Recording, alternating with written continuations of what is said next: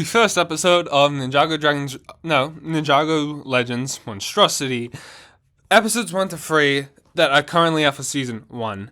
Now let's start off by talking about them and discussing and breaking them all down. So the first episode is going to be about the Guardian Dragon. To become a monster is the episode's title. Kai has this tracker where it looks like he's locating, I think, different friends along his route. I'm going to just put the volume down and turn the speed to 0.25. And I think the tracker gets him either closer or nearer to a friend. I think is the case. So I'm pretty sure this tracker will count for Cole, Jay, Nia. Well, I don't know. It's some sort of tracking device. I can't really describe it. So we see this montage for a couple of minutes of Kai in the land of monsters. Pretty much terraforming. We find out that the guardian dragon here has lost her eggs to this creature, her baby. And she'll do whatever it takes by destroying this crystal, no matter what it is. So obviously the picture here resembling of the dragon, and the shadow is obviously trying to represent the monster of inside. The guardian dragon irritates the quote to Kai that being in this infested place, he is becoming that you'll either become a monster or whatever during this time of being the land of monsters. And Kai says you can't give up hope. Hope is what we need. And the guardian dragon goes off. The second episode is about pretty much the Fire Master. We learn a bit more about the mech itself. It pretty much is only allowed to stay alive with fire, not elemental flame. It's just fire in general, so it doesn't have to really be Kai's. It can be the Guardian Dragons, which we'll see later on. Kai is really cool. So obviously here we have a tribe of people that wear, Zox sort of headgear. And that's pretty much what the original Master of Fire pretty much wore. So going over it, we find out that they have been pretty much then corrupted and taken over, or slash dead, in a dead form taken over. And Kai relights his flame and tells him that your weapon is the only thing that's broken. You still can fight on. You just need to have the courage to keep going. And Kai fixes the sword, and they keep going. Kai keeps going on his quest, but then at the same time, before leaving, Kai and the mech incorporate the monster that the flame has turned into, the original Fire Master has turned into, and the mech stabs it. So that was pretty cool. The final episode is interesting. Kai tells the mech, "Why do you keep following me? You served your purpose." And the mech's now looking for his own purpose, his own willed into existence. Kai starts getting fed up with this and starts seeing the Master Wu Ghost, which is interesting because Ninjago Season 1 Kai Dia, I'm going to put the Kai originally comes across the ghost of Master Wu at the end, and he still follows the ghostly whispers, but he was, I guess, also an orb, which is probably a better way on going about this, even though Master Wu may have never noticed about this. Kai gets dragged in by, obviously, this swamp monster. He gets to have a recollection of his friends in their original state. The reason why I say in their original state like that is, so I can see here in their original state, I can see Nia in her original hair, Zane in his original hair, Cole in his original hair, and Master Wu being Master Wu. Lloyd and Jay are the only two characters that don't look the same. This is more going off the Ninjago City Gardens. Is it Gardens? Oh, no. Yeah, guns. Picture frame. There's a picture frame of the ninja.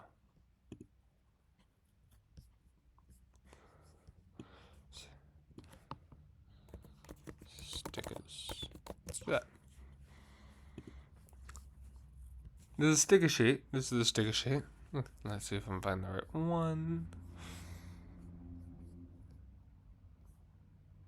I believe this is the gardens, right? Yeah, no, set 36. So it's similar to this image, how the ninja are all in their original hairdos except Cole and Zane. But Jay, Lloyd, and Nia have their original hairdos. You know what? I find that interesting. Makes sort of sense. And to be honest, I'd pitch Jay and Lloyd to have different hair. And Lloyd's just in that fuzzy between. You can't really tell if Nia has a ponytail. Cole's is Cole's. You can't really also tell Zane's.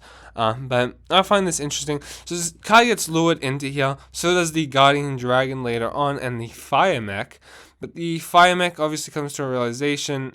He starts operating like an actual beast. Kai and the Guardian Dragon almost get pretty much shut out of existence because the mech pretty much comes to save their lives, and then I'm pretty sure the mech is deceased. But he brings light to the world. He brings some color into Kai's final quest.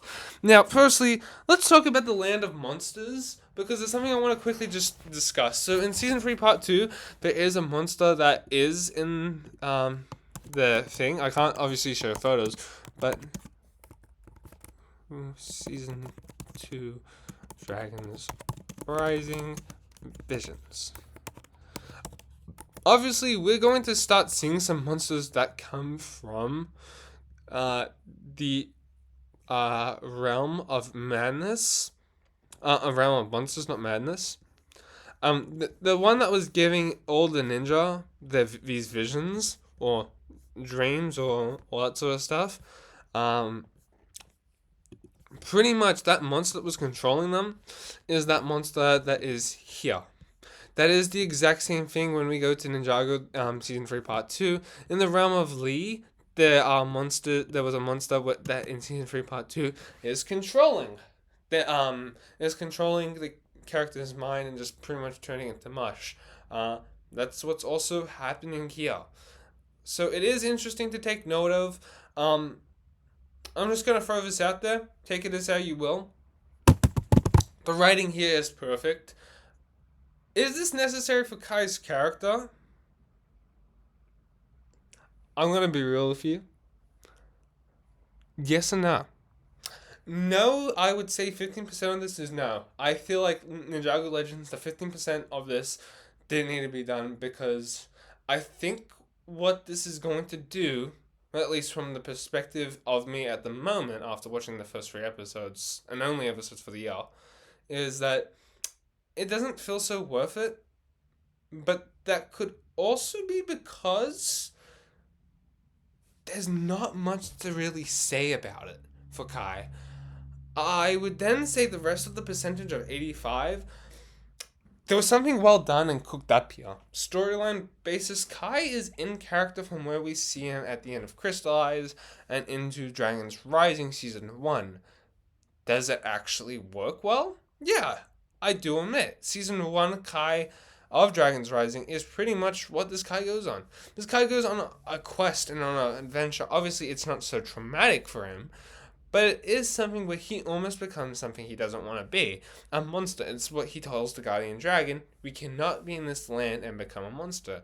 By the 3rd episode, we go back to a classic Kai variant where he is getting fed up. He's been here forever.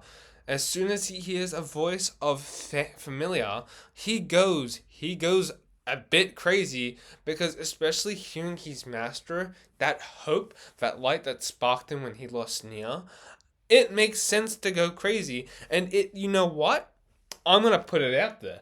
I think this even makes more sense after watching Season 3 Part 2 when Cole gets turned into a thing, hollow. It even makes more sense because Cole literally just runs into that, no questions asked. And you know what? Questions should have been asked before you ran into it. So, you know what? Kai definitely has grown because of Ninjago Legends. I'm only going to say this once. I think Ninjago Legends just needs to grow it out further than what is actually talking about at the moment. I think the 5-minute episodes conveniently work. I'm just saying, if you had them any longer, they would probably be horrible episodes. But they cooked. I think they really cooked here. I think these are a good 8.5. I would really just say 9 out of 10, but I think 8.5 is just that 85% of it's really well done. Just, I think 3 episodes is just the lacking point of me. I think by the time we finish this series with Guy, it'd be epic. And you know what? I was a fan if this series was just about Kai, and I'm gonna keep going on to that statement. Kai is a good character to take off as a lead, especially when Dragon's Rising pushes Kai to the sidelines but shows he's grown. This is a good way to tell a separate story that doesn't need to be told for Dragon's Rising, but still needs to be told in some retrospective way because the character has grown. I want to give props quickly to Doc Wyatt and all the writers that have made Ninjago Legends. Okay, and realistically, just because next year's the 15th anniversary, you don't need to sideline this. Reason why I'm saying this is, if you sideline this next year, you're going to make Ninjago Legends go downhill. And I don't think that's going to be the plan. Because realistically, what they did this year, and I'll admit, these sets are pretty expensive. But for what they're worth, they're really good. Now, this show definitely has made me want to go out to get the Guardian Dragon set. Because, like, I do really want that. But I now really want that. The Guardian Dragon definitely has a lot of characteristics. A big heart. But I think deep down, this show is not just an advertisement for those sets. Deep down, the sets are a separate thing, but this is a Kai story at heart. There was a video I wanted to make a while ago, how Kai's character was treated out in Season 3, Part 1. Season 3, then Part 2 came out for Kai. Obviously, I don't need to now make that video, because I think Kai was absolutely ripped in that Part 1. And I do feel like there's a bit of goofiness, and there's a reason to that goofiness still with Kai. And sorry, I feel like I'm talking a bit too much, but it's understandable for Kai's character at this point because Kai's went through a lot to sort of then go and have that sort of Jay-ish vibe, where the hope is best taken as a joke. I can see that because being in the land of monsters and becoming the monster yourself almost pretty much in this final episode and almost losing your cool quickly, which is a Kai sort of thing, and then just wanting to throw the torch and never listen to anyone, just find a portal home to your family. Yeah, you could really find yourself after almost losing yourself bad to go into a sense of humor track. I think Kai could suffer from some sort of depression later along in the series. But I'm going to sort of wrap the video up here. I think Ninjago Legends is really good for what it is. I think another 3 more episodes would have been nice. Maybe even 2. Made it a total 5-episode streak. But what they did with these 3-episode shorts was really cooked. They really did well. You didn't need to put more. You did maybe need to put a tad 2 more episodes in. But I think this works perfectly. Now, I like to see Ninjago Legends at least go up to the end of the series of Dragon's Rising. But still, I just want to say that Doc Wyatt and the writers cooked really well with this. They couldn't have done any better than what they've done because it's a perfect story. Season 3, obviously, 3 more seasons of this will be really good. But let me know your thoughts about Legends. It's out now. Check it out. Peace out, guys.